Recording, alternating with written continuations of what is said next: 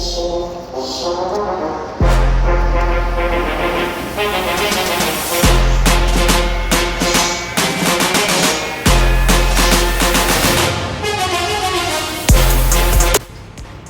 हमारे साथ हैं वी आर कौंडल जी, जो कि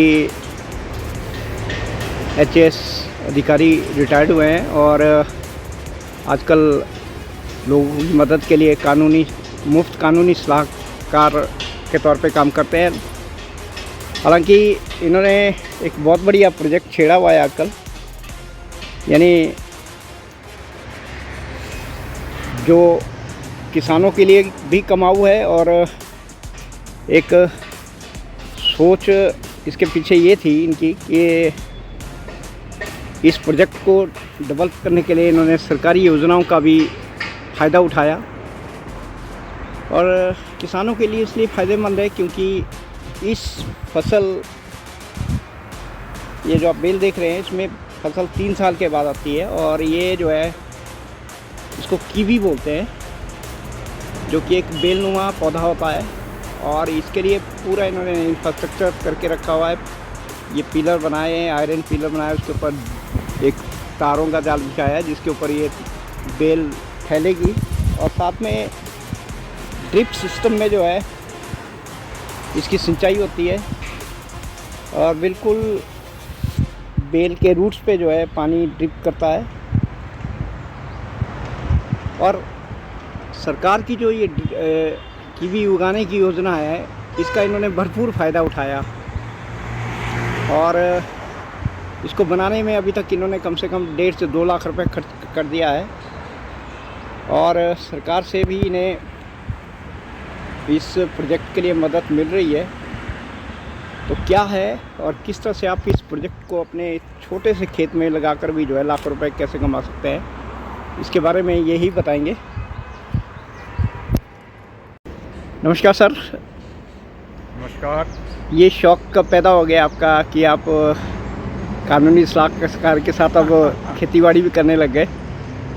तो प्रकृति से जुड़ा हुआ जो भी काम हो आदमी को करना चाहिए, जिससे पर्यावरण भी हमारा इनरिच हो और आपको भी उसका फ़ायदा हो।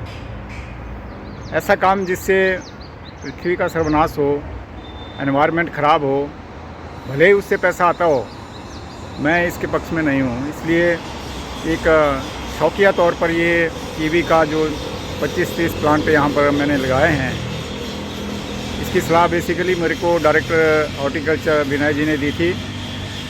एक दिन वैसे बात चली हुई थी तो उन्होंने कहा कि कोई हमारे विभाग की कोई स्कीम आप लागू करें।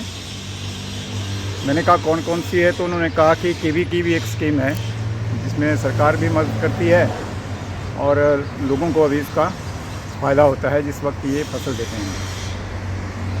सर एक बात बताइए, आपने ये फसल उगाने का जो प्रयास किया हुआ है और अभी ये फसल उगना भी शुरू हो गई है, किसानों के लिए कितनी लाभदायक है?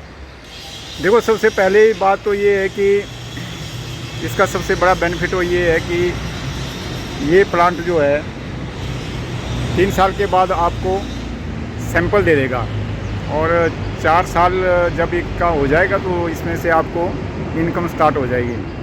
और दूसरा फ़ायदा इसका ये है कि ये फ्रूट जो है कीवी, कहते हैं हार्ट के लिए बहुत ही लाभदायक है, इसलिए मार्केट में इसकी डिमांड काफ़ी है। आज भी हम देखते हैं जब छोटा सा कीवी का इतना सा आप एक फ्रूट बाज़ार से लाएँ तो 40 रुपये से कम नहीं मिलता है। तो स्वाभाविक है कि मार्केट इसकी अच्छी है और आपको रिटर्न भी अच्छा आएगा। तीसरा ऐसा है कि जब ये पूरी तरह से इस जाल के ऊपर फैल जाएगा तो ये पूरा जो खेत है ये आपको हरा भरा दिखेगा, टोटली हरा हो जाएगा ये। और क्योंकि ये सड़क का किनारा है तो लोगों को भी देखने में सुंदर लगेगा।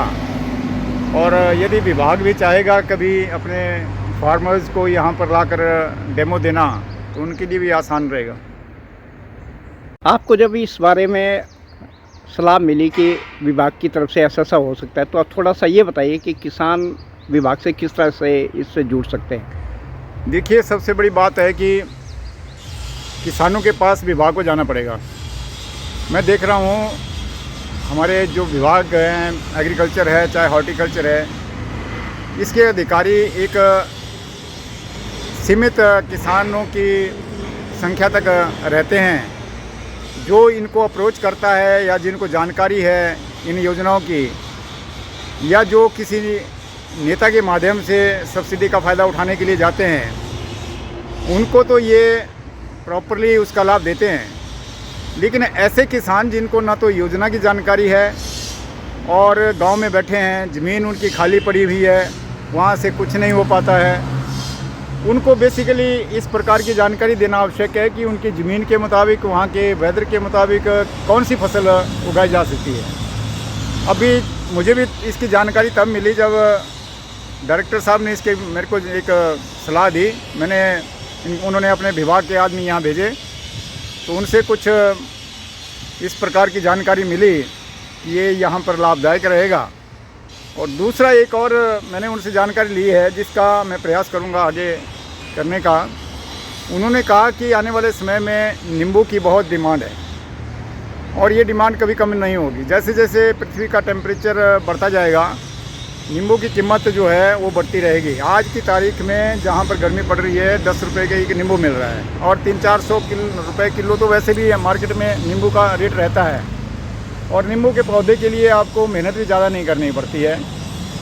इसलिए उन्होंने कहा है कि नींबू का अगर बगीचा आप लगा सकते हैं तो अच्छा है। और ये बगीचा ऐसी जगह लग सकता है जहाँ पर ज़्यादा पानी ना हो, थोड़े से पानी से ये पौधा चल पड़ता है और बड़ा हार्ड प्लांट है, इसमें ज़्यादा प्रॉब्लम नहीं है। बंदर भी इसको नहीं खाते हैं और दूसरे जानवर भी इसका नुकसान नहीं पहुंचाते। आपको विभाग की तरफ से इस योजना के बारे में जानकारी मिली, लेकिन विभाग के निर्देशानुसार आपने क्या क्या किया इसके लिए, क्या क्या इंफ्रास्ट्रक्चर खड़ा किया? उन्होंने सबसे पहले तो ये कहा कि आप 2x2 के जो गड्ढे हैं वो यहाँ पर करें।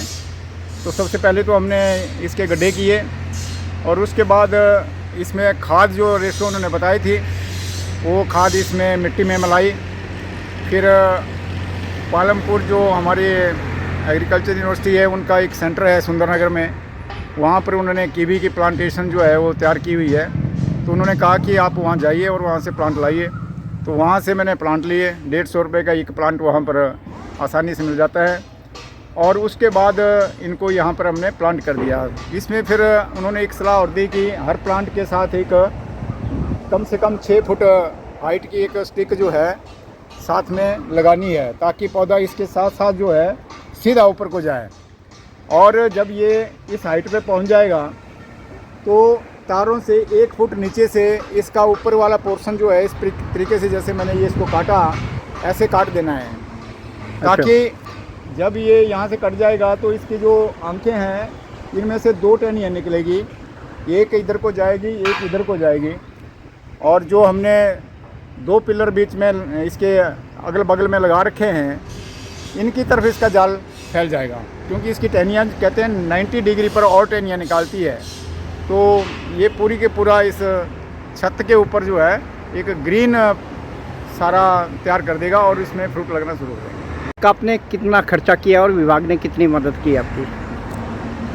विभाग की तरफ से तो अभी कोई मदद नहीं होती, शुरू में तो किसान को ही करना पड़ता है। मैं एक्सपेक्ट भी नहीं करता था, ये तो एक स्कीम है, इसलिए विभाग इसमें जो भी मदद करेगा वो अच्छी बात है।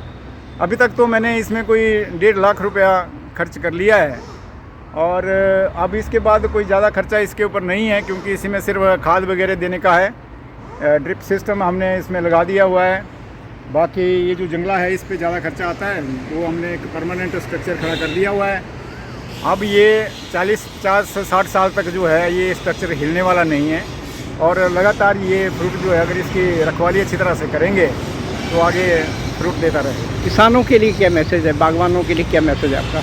बागवानों और किसानों के लिए तो मैसेज ये है मेरा, खासकर जो गांव में लोग बैठे हैं जो इस प्रकार से चिल्लाते रहते हैं कि बंदरों ने हमारी फसल खा दी, आवारा पशुओं ने हमारे खेत उजाड़ दिए, ये समस्याएं तो रहेगी। बंदर जो है वो जंगल से बाहर आएंगे, क्योंकि जंगल आपने ख़त्म कर दिए। जंगल में जो फ्रूट होते थे उसके पौधे नहीं रहे हैं, तो ये तो अब इनको आदत पड़ गई है घर का खाना खाने की और सड़क के किनारे लोगों से खाना मांगने की, तो ये तो आएंगे ही। तो आपको ऐसे ये जो मेथड है ईजाद करने चाहिए जिससे आप इस समस्या को भी टैकल कर सकें और अपना भी लाभ उठा सकें। तो उसमें यही है कि जैसी आपकी ज़मीन है, जो समस्या वहाँ है, उसके निवारण के लिए जो भी वहाँ पर उचित पड़ता है, फ्रूट लगाना है, फसल लगानी है, उस तरीके से आप वहाँ लगाइए।